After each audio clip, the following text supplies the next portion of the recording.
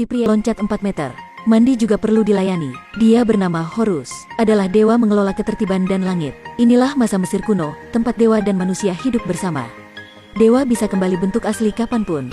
Manusia didominasi mereka. Horus akan mewarisi tahta ayahnya. Dewa-dewi menyerahkan kurban selamat. Upacara baru dimulai. Paman Horus adalah Set tiba-tiba muncul. Dia juga menyiapkan hadiah besar.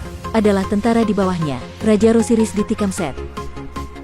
Darah emas terus mengalir. Melihat situasi tidak baik, Horus berdiri melawan. Tapi Set sudah menyediakan. Hanya beberapa tindakan sudah mengalahkan Horus. Horus menjelma menjadi dewa langit. Set juga menjelma menjadi dewa gurun. Keduanya saling berjuang. Tapi pada waktu itu, Set ulangi tindakan. Serangan diam-diam Horus. Tak lama lagi, Horus menjadi orang biasa. Sudah diambil 2 mata. Inilah mata kuasa melambangkan kekuasaan. Juga adalah kekuatannya. Pada waktu darurat, Dewi Cinta Hathor sudah aktif korban untuk menjaga nyawa Horus. Setelah itu, Horus diasingkan ke kawasan perbatasan. Mengalami kesusahan, Set harus bertahan banyak tahun ini. Mendapat tahta, Set menjadi si Raja Sengit. Dia membangun bangunan, siap membangunkan menara tinggi, bahkan lebih beberapa kali lipat piramida tertinggi. Pajak tinggi. Budak sangat sengsara, sosial menjadi kacau, pencuri, penjahat semakin banyak. Suatu hari, seorang pencuri menyusup perbendaharaan, tapi tujuannya bukan uang.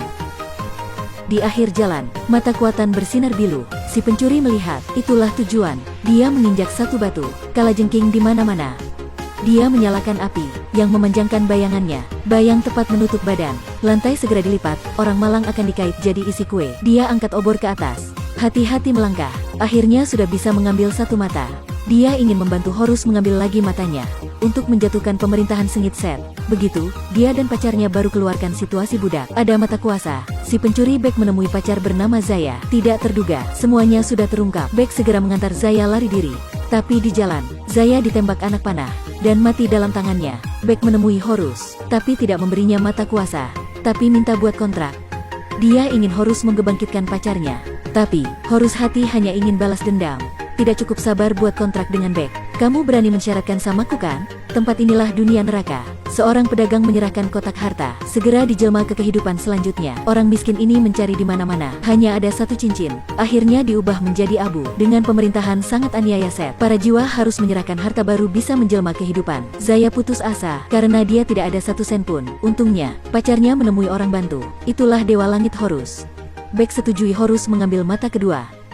Tukarnya, Horus harus menyelamatkan pacarnya dari neraka. Dewa selalu menjaga janji. Sekejap mata, Horus mengantar Bek meminjam senjata balas dendam. Mereka mendaki gunung tertinggi di Mesir. Horus baru ke sana sudah menjelma jadi dewa.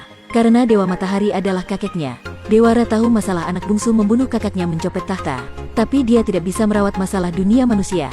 Karena di alam semesta muncul monster gelap Apopis. Makanannya adalah dunia lain. Untuknya tidak makan bumi. Dewa Ra hanya bisa menjaga di sini selamanya. Horus ke kapal matahari, mengambil air suci yang Set paling takut. Dan segera kembali duniawi. Karena dia nyala kekuatan dewa. Yakin Set juga bisa merasa, pasti baru pulang. Mereka sudah dikejar. Set menyuruh 2 bawahan terbagus. Adalah 2 ular putih dan hitam. Karena hanya ada satu mata, Horus tidak bermampu menang 2 ular. Dia membawa Bek dan berlari, bersembunyi di lubang batu. Bek berencana, dia menjadi umpan, menggoda ular hitam. Horus pada sempat menikam, tapi hal itu tidak bisa membunuh ekor ular. Ular lain melihat temannya sakit, segera bergema dan menerkam. Dia mengeluarkan api. Bek berlari secepat mungkin. Pada waktu darurat, Horus menemukan jalan keluar. Dia ke punggung ekor ular, membunuh pengontrol. Si ular hilang pengontrol segera terjatuh ke jurang. Ular hitam menemukan saudarinya sudah dibunuh. Segera marah, membuka mulut besar menerkam. Waktu itu, mantan Horus, Hathor datang. 2 matanya cerah. Ular hitam sebagai hipnose, membakar dirinya.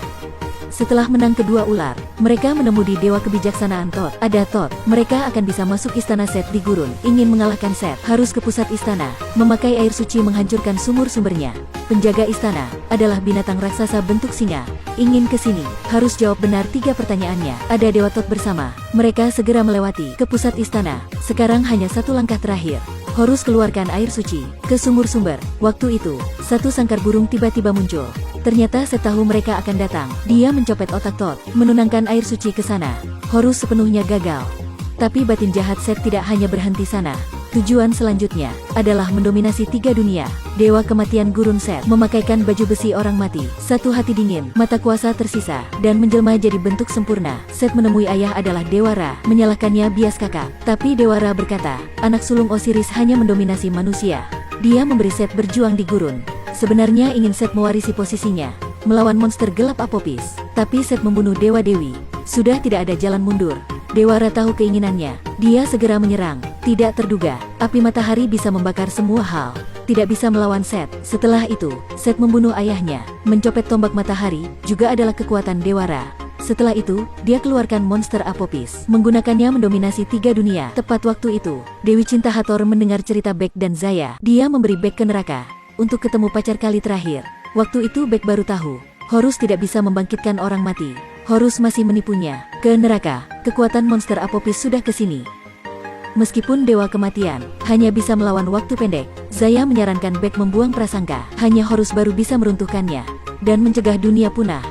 Waktu itu di menara tinggi, Horus melawan dengan Set. Ketika Horus siap mati di bawah tombak, Beck tepat waktu muncul dan mencopet mata kuasa tersisa.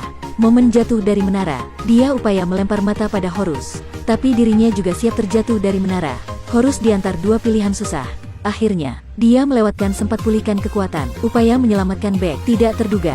Ketika jatuh, sebadan Horus bersinar kuning. Kekuatan belum pernah ada di sekitar badan.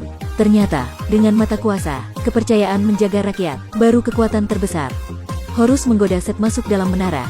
Segera ke langit, waktu berlawan. Dia memecahkan sayap Set, melempar ke bawah. Menara tinggi dilambangkan kekuatan sengit. Akhirnya sudah jatuh dengan Set. Setelah membuat Set, Horus menggunakan tombak membangkitkan kakek. Dewa Ra setelah memulihkan kekuatan sudah menangkap monster Apopis secara mudah. Dia sudah bekerja hal ini selama ribuan tahun. Akhirnya, dia memakai kekuatannya, menyelamatkan Beck dan Raya. Sejak itu, jiwa masuk neraka tidak usah menyerahkan harta lagi, tapi dinilai lewati kebaikan orang itu. Dalam puing-puing, seorang anak membawa mata kuasa. Diam berlutut menyerahkan Horus. Horus juga berlutut, pasang mata. Air bisa mendorong kapal, juga bisa menenggelamkannya. Kekuatan benar, selalu perlu pengakuan dari hati rakyat.